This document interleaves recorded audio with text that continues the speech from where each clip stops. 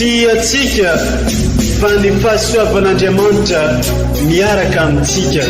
Isika fa ny fahasoavan'Andriamanitra miaraka amintsika noho izy roa tsika sandrivaky sy asantsika miaraka aminy. Ny fianakaviana no taniketsa ipoiran'ny vocation. Déploie ton cœur et viens nous sauver. Délivre-nous de nous, délivre-nous de tout. Fa sisika tokoa fa ny fahasoavan'Andriamanitra miaraka amintsika. Isika fa ny fahasoavan'Andriamanitra miaraka amintsika noho izy roa tsika sandrivaky sy asantsika miaraka aminy. Fa olo raika atikoatrantsika ao aminy, fianakaviana iray ao aminy, tsy misy efitrevitra. Ny olo no mampizara indraindray fa Andriamanitra i Jesoa lay mpiandrony tsara ran'olotra ny aina, olo raika. Ary ao amin'ny fiangonana, ao amin'ny eglizy dia sambatra antsika mahasapa an'izay.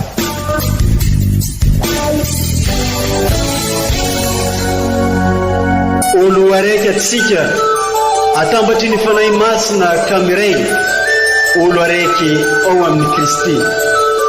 Fandaram-pampianarana iarana amin'ny son excellence Monseigneur Benjamin Marc Caramarson eto amin'ny radio Fania.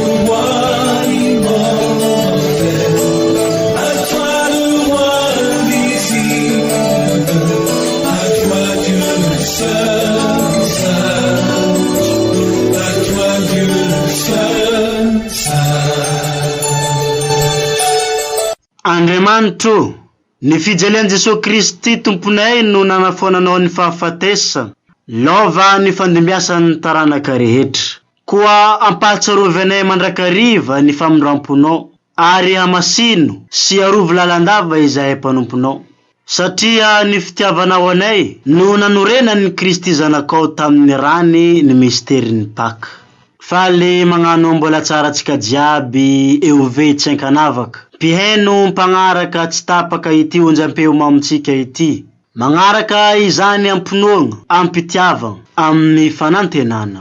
Ny eglizy niany ity magnamelo hevitry lehibe amintsika agnatin'ny fankalazagna ny hateloana masina, mba handraisantsika amin'ny fomadio, marigny sady mendrika tokoa ny amin'ny fankalazagna ny nitsanganan'ny Kristy amin'ny maty. Zoma masina ny andro, ny eglizy manolotra lohahevitry lehibe amintsika ny fankalazagna ny fijalian'ny Tompo. Araho ampitiavagna ary ny fampianarana, ny toroteny izay arosony son excellence Monseigneur Archevêque Benjamin Marc Caramarson amintsika amin'ny alalan'ireo vakiteny masina maro samihafa, arosony eglizy ihany koa amintsika iniany ity.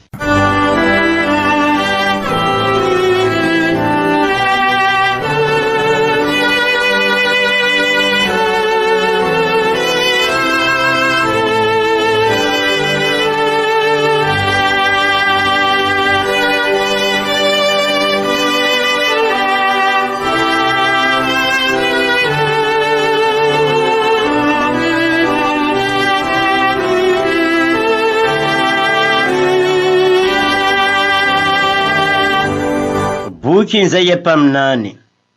Izao no tenin'ny Tompo, indry fahambinina ny mpanomboko, hitombo, hankalazaina, ary ho tafasandratra indrindra. Toy ny gagany maro nahita azy, fa raha vaendrika loatra izy, ka ny tarehiny efa hoatrany tsy tarehin'olombelona intsony, ary ny tavany efa hoatrany tsy tavan-janak'olombelona intsony, no hampiontana ny firenena maro. Hitampimbava eo anatrehany ny mpanjaka, satria hahitany tsy mbola nolazaina taminy, sy handreny tsy mbola reny. Iza no nino zay renay, ary iza no nanehoana ny sandrin'ny Tompo, fa nisonitra teo anatrehany izy, tahaka ny hazo madinika marefo, tahaka ny solofon-janakazo mitsiry amin'ny tany karakaina, tsy nanana endrika na tsaran-tarehy nanaitra ny masotsika, nabika namelona ny fitiavantsika. no esorina sy nilaozan'olona izy, olona ory sady zatra fijaliana, hoatry ny zavatra isaronan'ny olona tava, natao faneso sy tsy nahoantsika velively. Marina tokoa fa ny aretintsika no nentiny, ary ny fahoriantsika no nivesarany, ary isika nefa nijery azy ho olomboasazy no kapohin'Andriamanitra sy nahitry. Kanefa izy no lefonina noho ny fahotantsika, no torontoronina noho ny helontsika, nasiana ny famaizana nazahoantsika fihavanana, ary niratra taminy no nahasitrana atsika. Efa paniasia toy ny ondry avokoa isika, samy nanaraka ny lalany avy isika, ary nazeran'ny Tompo taminy avokoa ny helontsika rehetra. Vonona izy ary mandefitra, tsy ny loha-bavakory izy, tahaka ny zanak'ondry entina ho vonoina, tahaka ny ondry vavy eo anatrehan'ny mpanety azy, tsy ny loha-bavakory.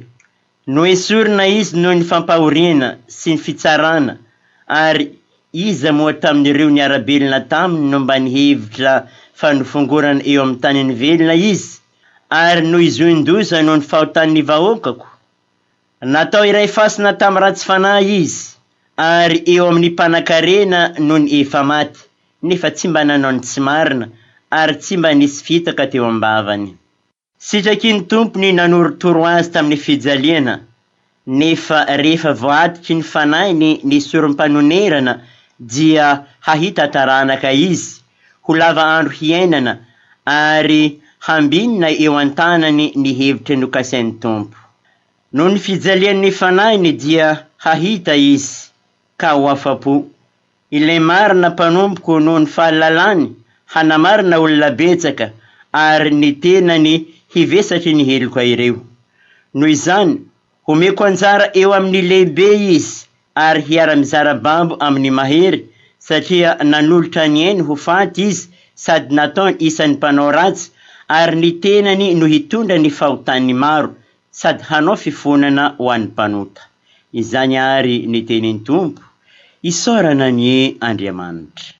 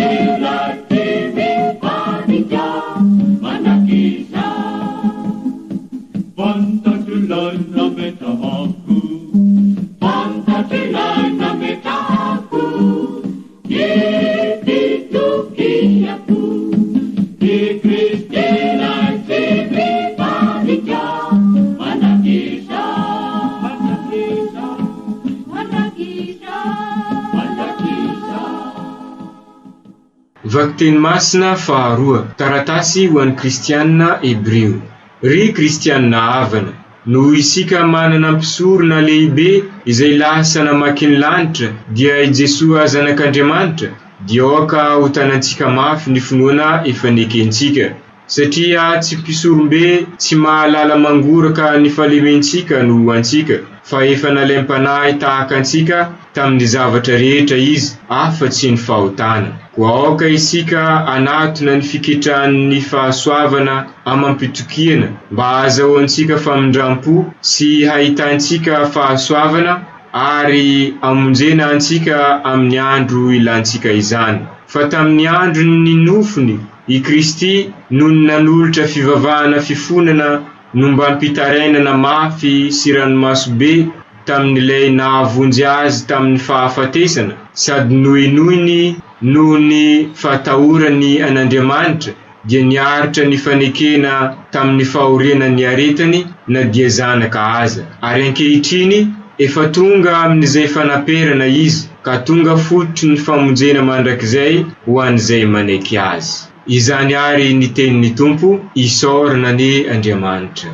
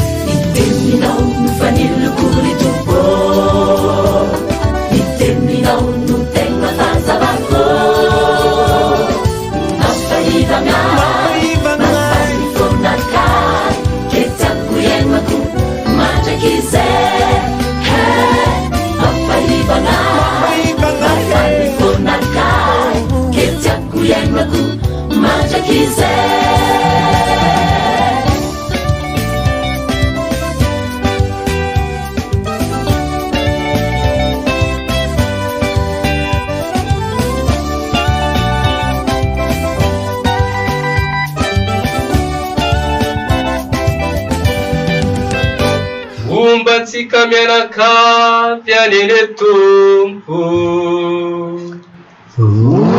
tanteraka tokoa iza. Tantarany ijalia Jesosy Kristy Tompontsika, nosoratany Masina ijoany.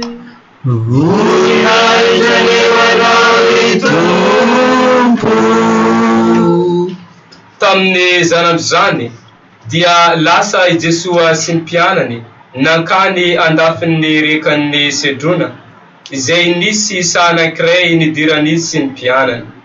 Fantatry Jodasy ilay namadika azy koa io toerana io, satria falean'i Jesosy sy ny mpianany matetika.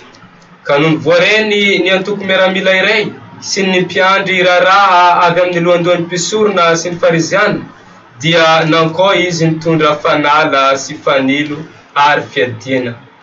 I Jesosy tamin'izay dia efa nalala rahateo zay rehetra anjo azy. Iza no tadiavinareo? I Jesosy avy any Nazareta. Izany hoy izy. Eo koa zany i Jodasy ilay namadika azy. Vao nilazany Jesosy hoe izao no izy, dia nianotra izy ireo ka niankarapoka tamin'ny tany. Iza no tadiavinareo? I Jesosy avy any Nazareta. Efa voalazako taminareo fa izany hoy izy. Izy no nilaza izany, dia mba anatanteraka ny teny voalazany. Tsy nisy very izay nomenao ahy na dia iray aza. Ary nanatsabatra i Simona Piera, ka notsoahiny, dia nasieny ny mpanompony lehibe ny mpisorona, ka afaka teriny sofiny ankavanana. Malkosy no anaran'ilay mpanompo. Ampidiro amin'ny trano ny sabatrao. Tsy hosotroko va nikapoakany men'iray ahy? Tamin'izay ny antoko miaramila sy ny tompon'arivo, ary ny mpiandry raraha nirahiny ny jody dia nisambotra ny Jesosy ka namaditra azy. Tany amin'ny anahy aloha no nitondrany azy, fa io no rafozan'ny Kaifa, izay lehibe ny mpisorona tamin'izany taona izany. Ary i Kaifa kosa no nanomesaina ny jody, masoa raha maty ho an'ny vahoaka ny lehilahy anankiray. Nanaraka an Jesosy tamin'izany Piera sy ny mpianatra anankiray hafa, ary fantatry ny lehiben'ny mpisorona ilay mpianatra anankiray, ka niara-niditra tamin'ny Jesosy tao an-tokotanin'ny lehiben'ny mpisorona. Fa i Piera kosa nijanona tany ivelany tao ankaikin'ny vavahady, dia nivoaka ilay mpianatra izay fantatry ny lehiben'ny mpisorona, ka niteny tamin'ny vehivavy mpiandry vavahady ary nampiditra an'i Piera. Moa tsy anisany mpianatra io lehilahy koa va ianao? Tsia! Nangatsiaka ny andro tamin'izay, ka nipetraka namindro teo amin'ny afo ny mpanompo sy ny mpiandrarà, ary dia mba niara-namindro taminy teo koa i Piera. Ny lehiben'ny mpisorona kosa nanadina an Jesosy ny amin'ny mpianany sy ny fampianarany. Ny tena mpabe maso tamin'olona rehetra aho, ary nampianatra mandrakariva tao amin'ny sinagoga sy ny tempoly, izay voren'ny Jody rehetra, fa tsy nilaza na inona an-takona. Ka ahoana no anontanianao ahy? Ireo mihaino ahy no anontanio izay voalazako taminy, fa ireo no mahalala izay nampianariko. Noho ny nilazay izany Jesosy, dia nasiany mpiandrarà anankiray te amena. Izany ve no famalianao ny lehiben'ny mpisorona? Raha ratsy ny teniko, lazao izay ratsy, fa raha tsara ihany kosa, nahoana no dia mamela ahy ianao? Dia nasiany anahy nentina ampatorana ho any amin'ny Kaifa lehiben'ny mpisorona izy, ary i Simona Piera nijanona namindro teo koa. Moa tsy agnisan'ny mpianany koa va ianao? Tsia! Dia hoy koa ny anankiray tamin'ny mpanompon'ny lehiben'ny mpisorona, izay avan'ilay notapahan'i Piera sofina nanao hoe, Tsy anao va ilay hitako niaraka taminy tao anatin'ny sa? fa nandà indray Piera, ary niaraka tamin'izay dia nisy akoho naneno. Dia nentiny niala tao amin'ny Kaifa i Jesosy ho any amin'ny tranon'ny gobernora. Efa maraina ny andro tamin'izay, tsy niditra tao an-trano anefa izy ireo, fandrao voaloto ka tsy afaka mihinana ny paka. Koa i Pilato no nivoaka nanatona azy ireo teo ala-trano. Inona no iampanganareo io lehilahy io? Raha tsy mpanao ratsy izy, dia tsy natolotra ianao. Eto izy ka tsarao araka ny lalànareo. Tsy manampahefana nameloka ho faty izahay. Izany no tonga dia mba hatanteraka ny tenin'i Jesosy momba ny fahafatesana anjo azy. Dia niditra tao an-trano i Pilaty ka niantso an Jesosy. Moa mpanjakan'ny Jody va ianao? Anao samrery zany teny zany, sa n'olon-kafa nilazay taminao? Fa zaho angary Jody, ny firenenao sy ny mpisoronao no nanolotra anao tamiko, ka inona no nataonao? Tsy anisan'izao tontolo izao ny fanjakako, fa raha anisan'izao tontolo izao ny fanjakako, dia ho niady ny oloko, ka tsy voarain'ny Jody aho, fa tsy anisan'izao tontolo izao ny fanjakako. Koa mpanjaka zany ianao? Efa voalazanao, mpanjaka aho. Teraka aho sy tonga tetỳ an-tany mba hanambarany marina, ka izay rehetra mpanaraka ny marina dia mihaino ny feoko. Inona ny marina? Fa noho ny voalazany zany, dia nivoaka nankeo amin'ny Jody indray izy. Raha izaho dia tsy mahita izay elony na dia iray aza, fa araka ny fanao amin'ny paka, dia mandefa olomeloka izay tianareo aho. Koa tianareo ve ny andefasako ny mpanjakan'ny Jody? Fa niorakoraka indray izy rehetra. Tsy izy fa i Barabasy. Kanefa jiolahy Barabasy, tamin'izay nalain'ny Pilaty Jesosy ka nasainy nokapohina. Dia nandrandrana feloatsilo ny miaramila, ka nasatrony ny lohany, ary nampitafiany lambajaky izy. Rehefa izany, dia nanatona azy izy ireo, ka sady namely te amena azy. Arahaba ny mpanjakan'ny Jody. Dia nivoaka indray Pilaty. Indro izy entiko manketo aminareo, mba ho fantatrareo fa tsy hitako mihitsy zay elony na dia iray aza. Tamin'izay nivoaka i Jesosy nisatroka feloatsilo sy nitafy lambajaky. Indro ny lehilahy. no ny nahita azy ny lohan'ny mpisorona sy ny mpiandrarà. Fantsio amin'ny hazo fijaliana izy. Ento ary izy ka fantsionareo, fa izaho tsy mahita izay heriny.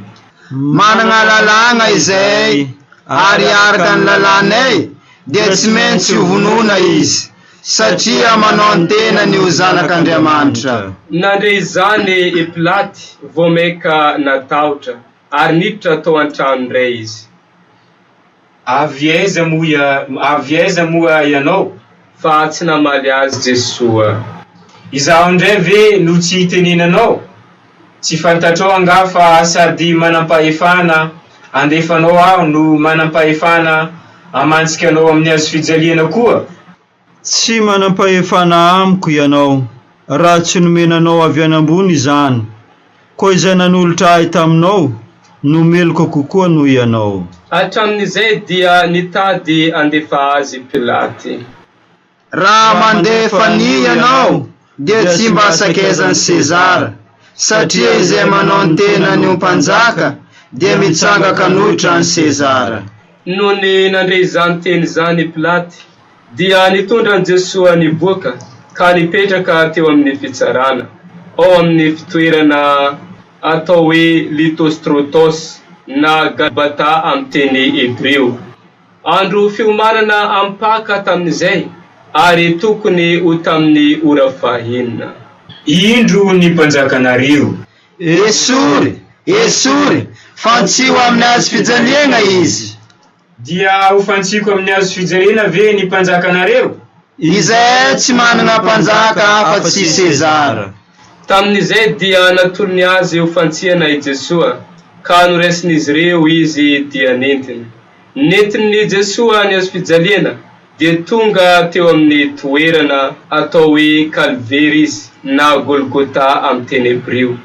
Teo no namantsiana azy tamin'ny hazo fijaliana, niaraka tamin'ny roa lahy hafa koa, izay nofantsiana teo andaniny roa, fa i Jesoa teo ampovoany. Ary nanao soratra i Pilaty, napetany teo andohan'ny hazo fijaliana. I Jesoa avy any Nazareta mpanjakan'ny Jody. Betsaka ny Jody namaky io soratra io, fa ankaiky ny tanàna ny toerana namantsiana an'i Jesoa, sady vita tamin'ny teny Hebreo sy Grika ary Latina ny soratra. Aza atao hoe mpanjakan'ny Jody, fa hoe izy nilaza hoe mpanjakan'ny Jody aho. Izay voasoratra dia voasoratra. Raha efa voafantsiky ny miaramila tamin'ny hazo fijaliana izy, nalainy ny fitafiany ka nozarainy efatra, dia samy nanana ny anjarany avy izy. Toy izany koa ny akanjony rebareba. Saingy tsy nizaitra kosa ny akanjony, fa tenona iray ihany, hatrany ambony ka hatrany ambany. Aoka tsirontsika ity, fa aoka ilokantsika, dia ho lasan'izay azony loka. Dia tanteraka tamin'izany ny soratra masina, nozarainy ny fitafiako ary nilokany ny akanjoko, dia izany nataony miaramila. Ary nitsangana teo ankaiky ny hazo fijalian'i Jesoa ny reniny sy ny ravavin-dreniny, dia i Maria vadin'i Kleofasy ary Maria Magdalena. No nitan'i Jesoa ny reniny sy ilay mpianatra malala, nitsangana teo ankaikiny. Ravehivavy, indro ny zanakao. Ary tamin'ilay mpianany, indro ny reninao. Ka hatramin'izay dia noresin'ilay mpianatra ho any aminy izy. No ny afaka izany, dia fantatry Jesoa fa efa tanteraka ny zavatra rehetra, mba hatanteraka ny soratra masina. Mangetaheta. Ary nisy bakoly feno vinaigitra kosa teo, ka nalainy ny sponge, novontosany na vinaigitra, sy nitohizany tamin'ny hazo esopy, dia natoka teo ambavany, vao nanandrana ny vinaigitra izy. Tanteraka ny zavatra rehetra. Dia nanondrika ny lohany izy, ka nanolotra ny fanahy.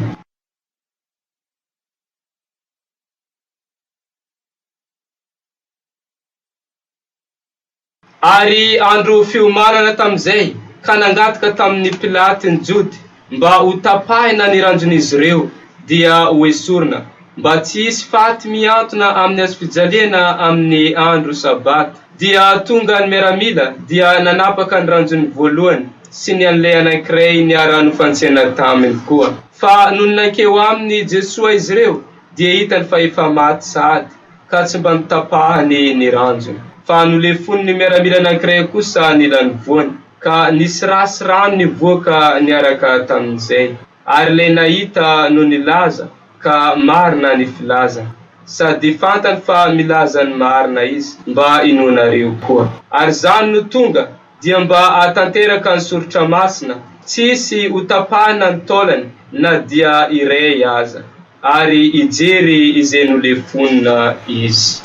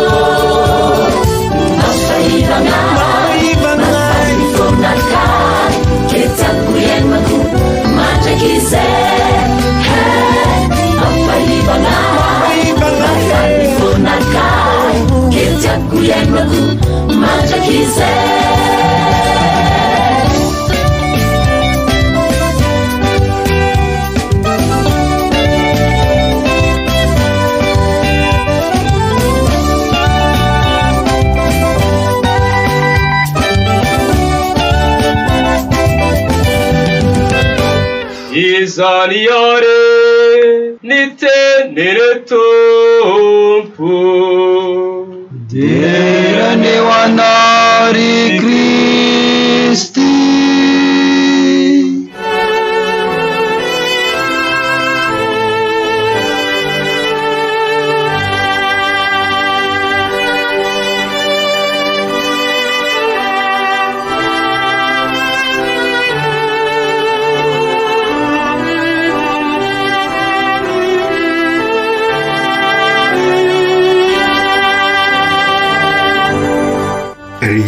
Kristianina ava-malala araky ny anaverimberitsika omaly alakamisy amin'ny masina dia izao zoma masina izao no tanteraka zay ambaran'ireo fa symbole famantarana zay nasongadina omaly araky ny volazantsika dia naniteny na ny fiesikin'i Jesosy dia nentiny nanambara izay rehetra iseho sy tanteraka amin'ity andro zoma masina ity. Zoma masina zay ibanjinantsika bebe koa araky zay voalaza zay ny fizalian'ny tompontsika zay loharano sy fototra ny famonjenantsika. Marina fa isan'andro sika noho izany hoe loharano sy fototra ny famonjenantsika izany no manao ny famantarana ny azy fizaliana isaky ny mivavaka raha manomboka sy mamarana ary ao anatin'izay vavaka izay azy. Fa ny an'ity ity androany ity kosa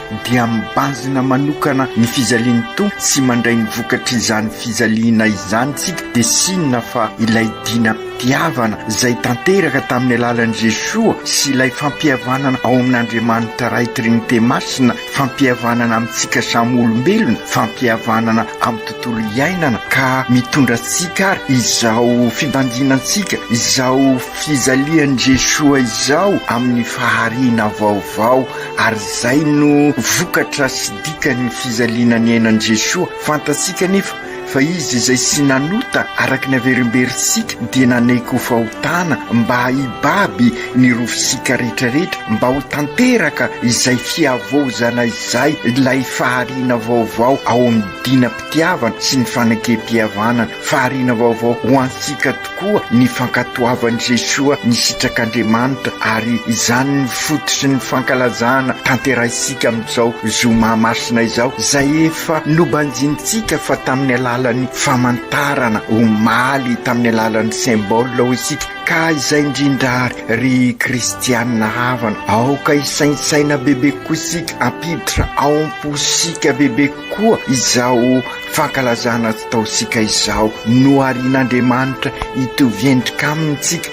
Tanteraka indray izany ankehitriny tamin'ny fanoloran'i Jesosy ny tenany teo amin'ny la croix. Mivelona indray ny vocationtsika hatramin'ny voalohany indray isika raha miara-maty amin'ny Kristy ka miara-misangana azy, ka raha niraina ary tamin'ny naharianantsika eo anivon'ny Sany Edena isika. Sany Edena ho isika izay siza fa ity tany sika ity, ity tranobe iombonantsika ity, ka amin'izao sika miombona amin'ny Jesosy, miara-maty aminy amin'ny fahotana dia miara-misangana aminy, ka miditra amin'izay fahariana vaovao izay, ka mivelona indray ny vocationtsika araky ny naharian'Andriamanitra tsika hatramin'ny voalohany, amerina indray ny fifandraisana eo anivon'ny zavaboary, ny fifandraisana eo anivon'ny fiarahamonina, eo anivon'ny fifandraisasika amin'Andriamanitra.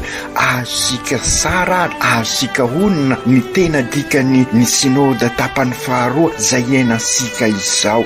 Io zoma masina io no mampibaribary an'izay fahariana vaovao hitondra amin'izay fihavanana na amin'ny zavaboary na amintsika samitsika na amin'Andriamanitra, ka izay indrindra no tena dikany sinôda tapany faharoa, fianakaviana eglizy kely miambina, miaro sy mikolokolo ny zavaboary. Vokatry ny famonjena no tanterain'i Jesosy eo amin'ny la croix, ka ny mampiavana asika indray amin'ny tontolo iainana izay lazaisika amin'izao sinôda tapany faharoa izao. Ka raha mibanjina ny fizalian'ny Tompo ary sika ry kristianina ava-malala dia mibanjina ny fanoloran'i Jesosy ny tenany izay fankatoavana ny sitrak'Andriamanitra ka nitondra famonjena ho antsika izay fanatanterahana ny sitrapony ray izay. Ny lesona azosika asongadina ary dia aoka ampidirisika ao am-po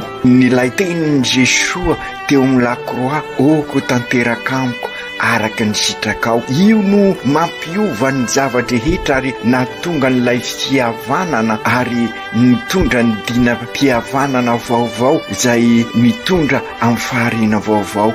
Ka izay koa ary ny fampianarana lehibe ho antsika, raha manaiky anatanteraka ny sitraky ny ray isika dia miditra ao anatin'izay famonjena nolazaisika teo. Tamin'ny fanomboasika ny herinandro masina dia niditra tao Jerosalema Jesosy, ary izay fidiran'izay ho isika dia mampiditra azy amin'izao atelona masina izao, ka ny fanatanterahana ny sitrapon'Andriamanitra no faratampony izay famonjena izany. Ka izay koa raha miditra amin'ny fiainan'i Jesosy isika, miditra ao Jerosalema ho isika, miditra amin'izao atelona masina izao, dia isika ihany koa no miditra amin'ny famonjena. Ka ny fanontaniana mipetraka ary ry kristianina ava-malala, ahoana amin'izao tena dikan'izany fidirana ao Jerosalema zany amin'izao andro iainantsika izao, fa indrindra moa miatrika an'ireo fahisairanana maro isan-karazany izay isika izao. Sy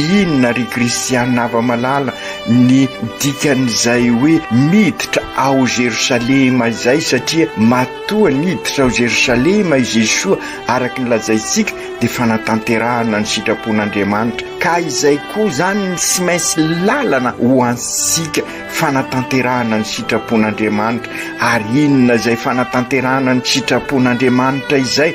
Fa ny fahafoizana, ary ao anatin'izay fahafoizana izay ny fanompona, ary sy misy anefa ny tena fahafoizana sy fanompona raha sy ao anatiny ny fahamarina. Ka izay indrindra no lalana sy maintsy izorasika, ka azahoasika ny famonjena izay, ka azosika onina tsara ary ireo fototra anakiroa naverimberisika tany amin'ny La Montagne dia tsy maintsy manao ny marina milofo amin'ny fanasoavana sy misaraka ireo izay manao ny marina dia miezaka ihany koa manasoa ary izay manasoa dia tsy maintsy mijoro amin'ny fahamarinana ary izay mijoro amin'ny fahamarinana dia tsy maintsy mahafoy ary manompo ary ireo no mampiombona antsika amin'ny Jesosy ka mahatonga antsika ho Kristy mpiarabelona amin'olona ary mitondra amin'ny famonjena ho ansika sy ho an'ireo manodidina ansika araky ny averimberisika sy ho isy izay fivoarana sy fandrosoana zay ho isika raha sy mampizoro ny fahamarinana isika ary raha sy mifanasoa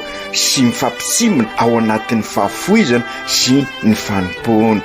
Inona tokoa moa no niseho noho ny fijoroan'i Jesosy tamin'ny marina ary noho ny fahafoizany no namantsiana azy teo amin'ny hazo fijaliana ka izay namantsiana azy teo amin'ny hazo fijaliana izay no nahazahoantsika ny famonjena ary aokary ho sapasika ry kristianina ava malala fa ao anatin'ny fahamarinana sy ny fanasoavana no ahafahantsika mandresy ny rasy mikiky ny fiainantsika ankehitriny ka mitondra n'izao fahoriana izao raha mibanjina sy manaza ny lakroa masina isika sy hoe manompo sampy na manao teatra sanatria isika manao procession manaza ny lakroa sy hoe manao fanompo sampy isika sanatria fa mapiditra an'i Jesosy eo amin'ny fiainansika ka izay fiesika izay dia manambara ny fidiransika ao am-pony Jesosy.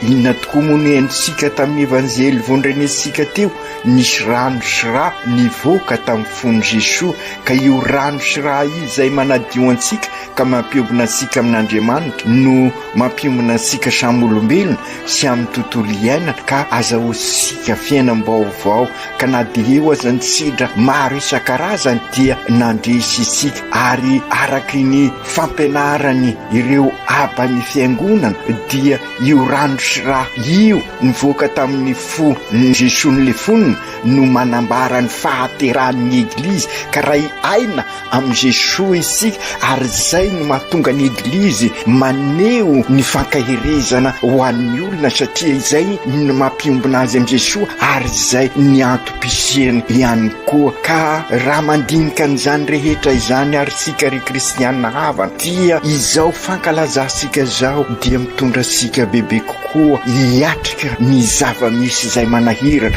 toy izay andositra isika no toy izay monimonna na toy izay okivy miaraka amin'ny Jesosy isika i Jesosy efa nanolotra ny tenany nanolotra ny ainy ka ny fidirana ao Jerosalema tanànany fiadanana Jerosalema tanànany ny vavaka Jerosalema tanànany fiombonana amin'Andriamanitra tanàna masina satria izay fiombonana amin'Andriamanitra zay no tanàna ny masina ka ny fidirany Jesosy ao amin'ny Jerosalema araky nylazaisika teo dia fanatanterahana ny sitrapon'Andriamanitra ho an'i Jesosy ka ho ansika ihany koa izao fankalazana izao dia mampiditra sika ihany koa amin'izay fanatanterahana ny sitrak'Andriamanitra izay ka inona ny sitrak'Andriamanitra ho isika fa isika mifanasoa isika mikasaka mandrakariva ny soa-imbonana isika mampanjaka ny marina mampanjaka ny fifankatiavana ka izay ny vokatry ny fanekem-pihavanana nentin'i Jesosy ka izay no antony mahatonga isika milaza hoe aoka isika hivelona ny fihavanana sady kristianina no malagasy ka tanteraka amin'izay ny nofinofisika ka hivelatra bebe kokoa io soatoavina izay mamysika io ka ahatonga sika tokoa ary hihiditra ao Jerosalema ilay tanàna masina sy ilay tanàna ny fiadanana ka raha manoroka ny lakroa masina isika raha manaza ny lakroa masina arakaraka izay fomba anatanterahasika azy dia manambara tanteraka fa manaiky mampiditra an'i Jesosy ao am-posika ao ka izay rehetra mamatopatotra ny fosika io ny encombrement rehetrarehetra ao am-posika antsika io fa indrindra ny fitiavatena araky ny lazaisika manapotika ny fiarahamonina sika ny mahatonga sika ho tendakanina ka mifanilikilika ka sy mila ny afo dia iovan'ny fosika ka lay fo izay banjinsika amin'ny fony Jesoa ka anovasika lay vavaka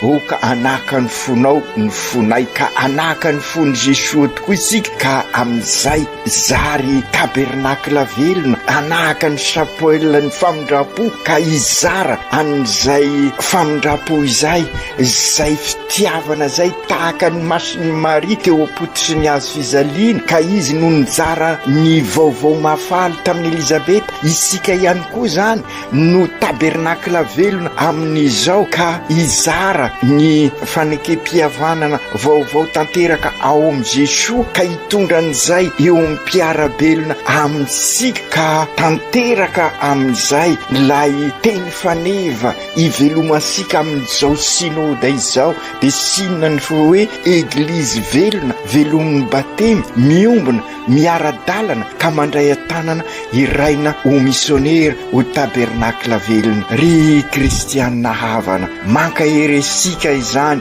ny fandrenesasika ny evanjely ny anty marina somary lavalava ny evanjely fa enisika teo tokoa i Jesoa alohan'izy niala aina nanao an'izay fanekempihavanana izay nandray ansika niaraka tamin'ny masiny Maria ary masinday Joany nosolotena-sika rehetrarehetra ka io indrindra ary raha tisika hiditra amin'izay lalana ny diavin'ny Jesoa izay ampianarin'ny masiny Maria sika io no lalana zany sy mainsy ho diavisika ary zay no halalinisika amin'izao sinoda izao ary maniry sika i masiny Maria ampianatra sika an'izay inona moa zay lalana zay fa teo apototry ny azo fizaliana i Maria sy Joany ary io no teny farany nataon'i Jesoa azo lazaina zany fa testamentan'i Jesoa io ary ny teny tamin'ny masiny Maria izy nitodika tamin'i Joany indro ny zanakao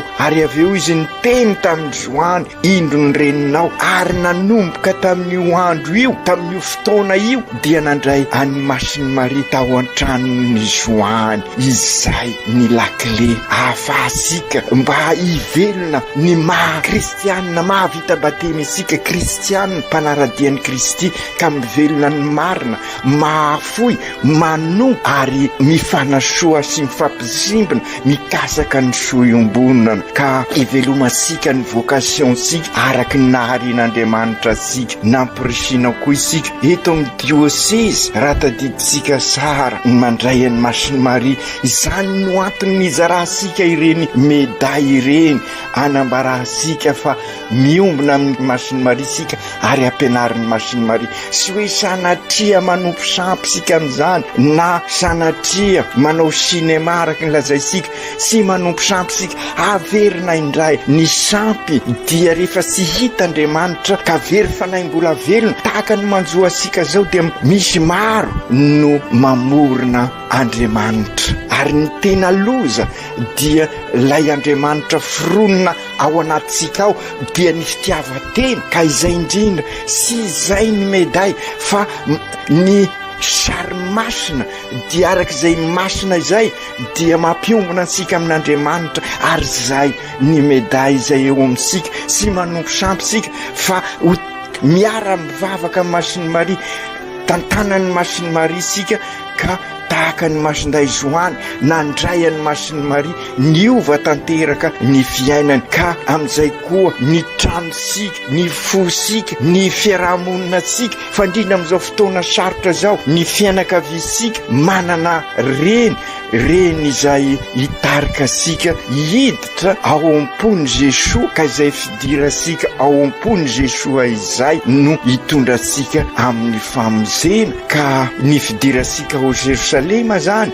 izay tsy maintsy mandalo ny fizaliana araky ny banjinitsika tamin'ny evanjely teo, ary ny andresasika ny Masiny Maria dia fataro fa tsy maintsy eo ampotosy ny hazo fizaliana isika. Ka amin'izay inona moa ny dikan'izay eo ampotosy ny hazo fizaliana? Ny hazo fizaliana no manadio ka ireo encombrement ao amin'ny fosika dia dioviny Jesoa amin'ny alalan'ny rany izay nalasany ho famonjenantsika. I Jesoa ary no banjinitsika amin'ny lakroa, ko aza misalasala mampiditra azy koa ao an-tranontsika isika. Ka horeseny i Jesoa ny rasy rehetra raha i Jesoa ny miditra eo amin'ny fiainantsika, ary izy no hiara-dalana amintsika amin'izay fitorisika ny vaovao mahafaly, satria izy ny tompo marika amin'izany. Ary ampianariny Masiny Maria sika ahay andray an'i Jesoa, ampianariny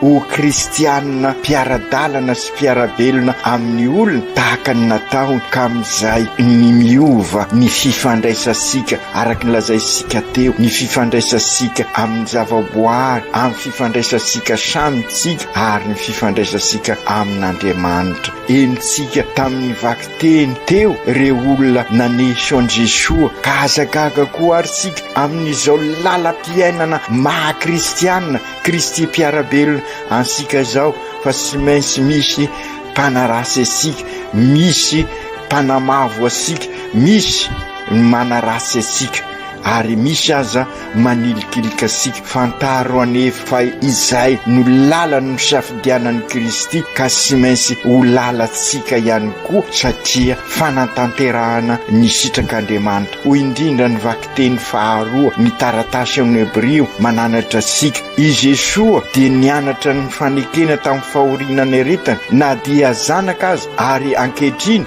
efa tonga amin'izay fanaperana izy, ka tonga fototra ny famonjena mandrakizay ho an'izay manaiky azy. Zay indrindra ry kristianina havana, lay fankatoavan'i Jesoa dia zary famonjena ho ansika, ary isika ihany koa raha mivelona ny fankatoavana izay, zany hoe ny finoana, ary zay no avosika raha mpiso sabosy, ka raha miara-maty amin'ny Kristy sika, zany hoe miala amin'ireny sitraposika dia ny fitiavatena ny miavinavina, fa midy tanteraka amin'ny sitrapon'Andriamanitra dia miova ny fiainansika. Ka na ino kidona na ino kiatra dia ao amin'ny Kristy sika miaraka aminy miditra ao Jerosalema. Ka rehefa miditra ao Jerosalema sika dia miditra amin'ilay tanàna masina, satria misy an'Andriamanitra tanàna ny fiadanana. Ka izay no irisika amin'ny fianakaviana eglizy kely, izay no irisika amin'ny fiarahamoninatsika izay miatrika an'izao zava-sarotra iainantsika izao. Ary izay azosika tsara ny dikany nilay afatra ny paka nampipain'ny mpirehetra sy ny eveka tamin'ny fivoriana farany teo. Ka raha misy fandriana tokoa ary ho ansika dia oka ampandroso ny lakroasika, ampandroso ny Masiny Maria, ampandroso ny Baiboly, ny tenin'Andriamanitra. Ka enganie i Jesoa banjinitsika androsaka ny fahasoavany, ka na dia ho aza ny ady sy maintsy etrena, na dia mavesatra aza ny dia ho tody amin'ny paka isika, lay paka faliana sy fiadanana. Mitodika aminao tokoa ary zahay ry Masiny Maria, mandrosoa ao an-tranonay, mba ho reny mpanabe anay hitarika anay ho any amin'ny Jesoa tokoa ianao. Ka na dia sarotra azy izany dia hifikitra aminao zahay, hifikitra amin'ny lakroa, fa io ny lalam-pamonjena ho anay. Aoka tanteraka izany amin'ny anaran'ny Ray sy ny Zanaka sy ny Fanahy Masina. Amen.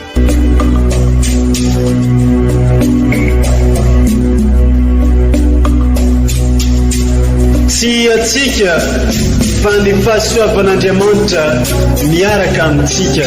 Isika fa ny fahasoavan'Andriamanitra miaraka amintsika, noho izy roatsika sandrivaky, sy asantsika miaraka aminy. Ny fianakaviana no tany-ketsa ipoiran'ny vocation. Déploie ton cœur et viens nous sauver. Délivre-nous de nous, délivre-nous de tout. Fa sisika tokoa, fa fahasoavan'Andriamanitra miaraka amintsika fany fahasoavan'Andriamanitra miaraka amintsika no isoatsika sandrovaky siasatsika miaraka aminy. Fa olo raika atikoatrantsika ao aminy, fianakaviana iray ao aminy, tsy misy hevitrevitra. Ny olo no mampizara indraindray, fa Andriamanitra i Jesoa lay mpiandrony tsara ranolotra ny ainy, olo raika. Ary ao amin'ny fiangonana, ao amin'ny eglizy dia sambatra antsika mahasapa an'izay.